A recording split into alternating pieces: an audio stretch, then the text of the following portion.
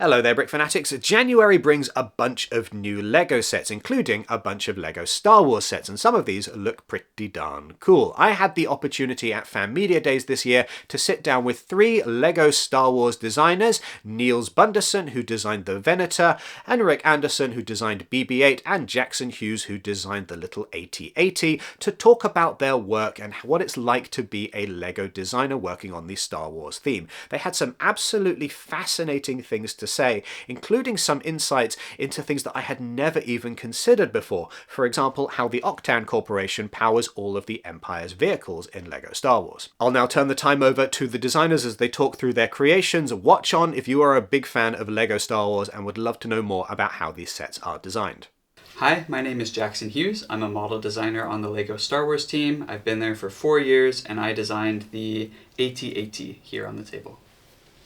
Hi, my name is Niels. I'm also a model designer in LEGO Star Wars, and I designed this Venator you see on the table. Hi, my name is Henrik, and I'm a design master in the LEGO Star Wars team, and I've been with LEGO for 27 years, and I've designed this new BB-8. All right, well, my first question, which of these is the best, according to you three? We actually, we did a line in the past interview. Niels designed the Venator. Yeah. You really like the Venator. I like my Venator, but I really love the functioning with BB-8.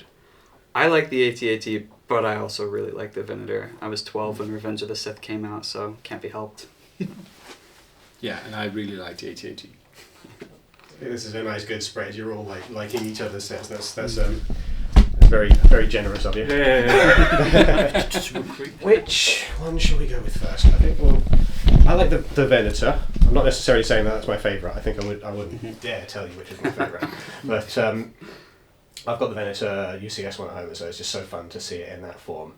What was the challenge of this one over any other of the mini-scale starships that we've had recently? I would say space, and on the panels for the wings, it's also stability. It's but very like interacting those two, because there isn't a lot of space to do the stability. So yeah, that was probably the hardest part.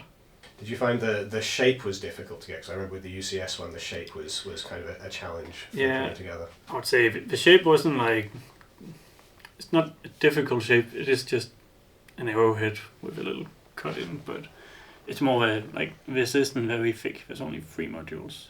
And I need to make this bigger part and this bigger part be connected and be strung together in one piece, and only have that little space to connect them with, and also almost no space underneath. That was a challenge. That's fair enough. And I know you showed off some of the cool stuff on the inside of this. Can we get that out so I can have a look at this? You can just take off. Okay. When it comes to putting in little kind of one stud references and Easter eggs for these kinds of midi-scale ships, is there a kind of internal, I guess, guide to that, or is this just something that you think of a fun idea and you say, I want to kind of put this in here, and then you figure out how to make a panel that's going to lift off? I think that one was like, from the start I wanted it. I didn't know how, but you always try and see if you can get it in there. But it's not I would say some things are necessities and some things are niceties, and it is a nicety that we were lucky enough to find both space and stability inside to be able to do. I think in general, Easter eggs also needs to have a relevance. Yeah. So we shouldn't just do an Easter egg just because it could be cool to do an Easter egg. No, it has to make sense as well. Yeah. We always discuss them as a team. Our creative lead, Lucasfilm, weigh in on is it cool to have these 2 Jedi interceptors in the hangar? Of course it is. Yeah. Were they ever likely to say no to something or think that you're going in the wrong direction? I think it depends a lot on relevance, of course. Like, it needs to be, it can't necessarily just be like a cool Star Wars Easter egg. It should be something that's related to the set in some way. And you can't just put in, you can't just spell out your name, of course. Like, it's not relevant at all. No. So it's just, you figure out what could be cool with the team as well, and you figure out if it's relevant and is it also possible. Because if, let's say, you need more bricks to solve this, but you're spending a lot of bricks to do this Easter egg, would you rather solve the model and have the model, or would you have an Easter egg and a half okay-ish model? Then you have to prioritize. We do have a bit of flexibility, and we have some traditions with like Lego Star Wars humor. So for example, there's the pink brick that we often put in models, or the kind of inside joke that the Empire is powered by Octan, and we sometimes throw in the red, green, white Octan colors. You'll see that as an Easter egg in the AT-AT. But that's sort of like a long-running Lego Star Wars joke. The long-running Lego Star Wars joke that I had no idea about. Can you show me that now then? Sure, yeah. The side panels of this aren't meant to come off, but they're quite easy to detach. Just on the inside, you can see here a few Easter eggs that you'll notice while building it. I showed earlier the little micro-scale rendering of General Veers, and on the other side, an AT-AT driver visible inside the head of the AT-AT. But on the inside, we have 3 snowtroopers grouped up at the top, and then a printed thermal detonator element down at the bottom to represent the one that Luke threw into a different AT-AT in the Battle of Hoth. And then, as mentioned, there's some Octan colors here. They're also in the UCS AT-AT that Henrik designed, and the UCS Death Star, a few other models. We just throw a little Octan reference in there. Yeah, I saw it in your UCS set. Yeah. And I thought not that the Empire was running on Octane, I read it as bad guys run on Octane. So I put it in the Droidica as well. That's so fun. I had no idea. I've built who knows how many sets and just not noticed that. When you're designing these, are you thinking solely as a display piece, or are you considering how they could be used as play toys as well? It's we keep it focused with any given model. There's a core group of fans that we're usually making a model for, and we keep the needs and the desires of that group of people in mind, and we hope that any model ends up being liked by a lot of people, but we're trying to make sure it's something that's going to be loved by a specific group of people. And so in the case of the Starship collection, it's we really focus on the displayability, the looking nice on a shelf, and we prioritize that over anything like functions or play. Yeah, the character is the ship or the AT-AT. It's focus on that and giving it all it can get in that scale. Yeah, and it goes the other way with playsets sometimes too, where you might have a set that's marked for 8+, and the priority there is really play, and so maybe a part of it is slightly less visually accurate, but what that allows is a really cool function that gives an 8-year-old a great time. Can you tell me again about kind of where the idea for this came from and why you felt like you wanted to try and do an AT-AT of this kind of design? Yeah, the Starship collection is just such a fantastic scale to work in. We can make these really highly detailed models that you can fit multiple of on a bookshelf. So they're really collectible, they're really displayable in a lot of contexts. And it was sort of a natural outgrowth of the concept. Why not do some of the iconic ground vehicles? So we decided to do an AT-AT because it's one of the most iconic ones. And it also just works well at the scale. You can capture all of those details in a way that looks authentic and displayable, but fits the size. Were there any concerns around structurally this particular design and whether it was going to be sturdy enough to kind of stand up? Yeah, that was definitely something that we were mindful of, and that we put it through all of our rigorous quality testing to make sure that it stayed stable. What we found is that if we could get 3 of the legs to connect to the stand, then that was enough. So this leg with the bent knee is not connected to anything, and that allowed us to get kind of a more dynamic pose. But the 3 straight legs are all connected directly into the stand. And the math to kind of get these distances to work out was a challenge to figure out. And the way we ultimately did it, because we wanted to keep it simple, we wanted to just go straight into Technic holes, so that we had a simple design for the stand. And we're using 2 frictionless Technic pins down here because they have a tiny bit of give. You have 75/1000th of a millimeter of give when you use frictionless versus friction. And we were able to get a triangle with these 3 legs that fits into what is otherwise a very simple, set of bricks and plates. I like the way that you've wrapped the tow cable around it, and I think that is very clever. I wonder if you had considered any other solutions for that, or was that something that you needed to have in the model from the start? It was something that we always knew that we wanted to have a snow speeder for sure. It's just too good of an opportunity to pass up to make this model really come to life. The string element itself, it's where we started and it's where we ended. I looked at other pieces, but they're just too thick and they don't have the length or the flexibility of the string element, and so it's ultimately what made the most sense. I looked into making the legs more posable or the knees able to bend, and we found that there wasn't a way to make the knees bendable without sacrificing the aesthetics too much. At a larger scale, you can have bending knees and it looks good, but at this scale, it needed to be fixed in position to really look like a display model. That said, one of my favorite things to see with any Lego model is when people modify it or use it to inspire their own creations. So I really hope that I see fans find ways to, maybe make a scene where they change the legs around or build it slightly differently to get some more lifelike. Probably somebody's also gonna build it fallen over. Yeah. Yeah. I would love to see that. That's a fair point, yeah. I think, is that something that you think about when you're choosing, for example, the parts that go into these sets? I'm aware that this is going to be potentially broken down by some people. Maybe not so much for these ones, but especially when we're doing kind of the younger sets. It's not a priority again. No. Just like the Easter eggs, it's a nice to have. So if to solve my issue of making this work, I need 2 different pieces that might not have left or right, and there's not this equal amount of them, it's that one first. Yeah. If I can do it in a way where we have an equal amount, or maybe some special colors we don't have often, or then I will try to, of course.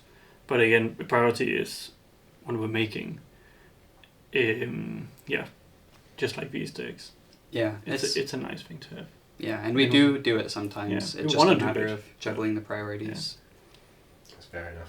And I'm thinking back to, I guess, the veterans of the theme who will remember the times when, there were multiple different options for alternative builds or packs of boxes, and you would kind of experiment with finding different ways of playing around with the pieces. And now things are a lot more kind of fixed into one specific design. Has that changed the way that you have approached these sets at all? I wouldn't say it has, because back then also the priority was also the main model. So I don't think it has changed in that way. Maybe it's the biggest change from back then was that we now add a lot more color on the inside.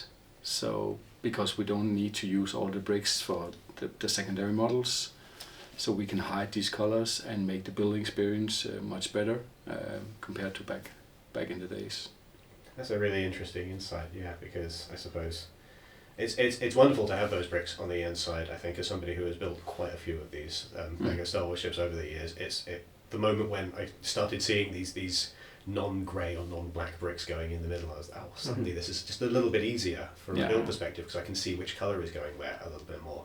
And I think some of the more challenging times I've had with the theme have been when everything was the same colour and I wasn't quite sure where some things were meant to go. Yeah. And that's part of a product, that experience. It's not just this or this, it's also the hours you spend on building it, that entertainment of building it, and maybe like some people use it for relaxing, but some people also like to use it as a hobby and like to create.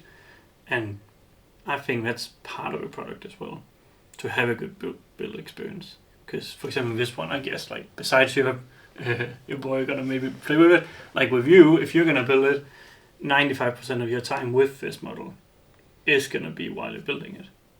Not when you're gonna look at it, of course, but you're not gonna spend time with it. And I think it's important to have a good experience like that. Yeah, for sure. It's something we think about a lot, to make it as good an experience as possible. Yeah, you're right. Too many of them go on the shelf and gather dust and never really get seen again. Well, if that's what you want to do, that's fine by me. But we want to make it fun while you're at least building it as well, so, and not stressful. Let's move on to BB-8. First off, I guess the first question I have is why was now the time for BB-8? Because we've been seeing a few more sequel trilogy sets coming through in recent years, and I wondered if there was a trend for this. I think it's just, we know that he shows up as one of the most lovable characters, and especially among the droids, and he's loved by almost all of our audience, even from small children to adults. They love him, and he hasn't been available for some years, so it was just a good time just now. And also because we recently launched the R2D2 and C3PO, so it would be a natural follow-up in this scale, so you can display them next to each other. I'm really enjoying the droid collection that we've had in the past few years, I have to say. I guess the challenge with BB-8 is always going to be the fact that he is entirely spherical, and this is not a medium that's designed for that. How did you go about the process of designing this particular approach to BB-8? To make it different from the previous one that is sort of a round sphere on a base, because this is more a playable display model, I wanted to add the function, so we very quickly went away from the fact that he should be on a stand and he should be completely round. We would rather have the function of the head in here, so that sort of took away the underside of him. And I think that's in this model the most important thing is that you have a function. It's a nice display piece, but you can actually also play with him. And since it is a 10 plus model, so it's a little more for the younger audience than these two, it's really important. And I would rather have. I also tried looking at because the old one had functions with the lighter and everything. If I could add this, but then that would take away the room for the mechanics for this function. So it's always a what's more important and what would be the new thing in this one. So we sort of agreed that the swirling head function was the most important thing. It does have this one has a lighter in it, doesn't it? Yeah. Sorry, I think I misunderstood you for a second. I thought you were saying that you had to sacrifice that. No, it's just not a function as such. I see, it has two arms coming out here, one with the lighter and just one with a grip. Yeah, it's not like you turn a knob and when something happens, No. you have to. I see. Thank you for clarifying. Yes. Yeah. I think my other question that I wanted to talk about with this one, and it relates to all three of them, is the theme has changed a lot in recent years in terms of we're getting this kind of size, where you've got a set which is for 10 plus, which is maybe a bit more display focused than things have been previously, and maybe a bit more kind of just elevated in the level of detail that you can get in there for some of these brick built things. And then you've got sets which would normally have been a little bit larger that have become getting smaller. And I'm thinking of also the other BB-8, which was a bit bigger, and now we're going down to a smaller size. Do you feel like your job as designers has changed as you've discovered this new kind of size for these sets at all? For me, I've been on the LEGO Star Wars team for 4 years, so this is all I've really experienced, but maybe you can speak more to it, Henrik. Yeah, for instance, some years ago, Cesar did an X-Wing that was sort of complex with rubber bands and everything for the function, and I did the next one where we took the scale down a bit and also the level of details, I would say, but still a very, very nice model with a simpler, not a simple build function, but it works simpler and you still get the same play out of it. And then it sort of made room for a child being able to have both the X-Wing and the TIE Fighter instead of just one of them. So taking the scale down a bit doesn't necessarily mean that you take away functions and details. But it is maybe a little more tricky to get all the shapes correct going down in scale. It's more of finding the right element than designing the shape. Like I normally sometimes I also do all the magazine models, so, and I've been doing a UCS set in one day, next day doing a magazine model containing of 25 elements, where you need to find the correct element to make the shape because you can't build it in that scale.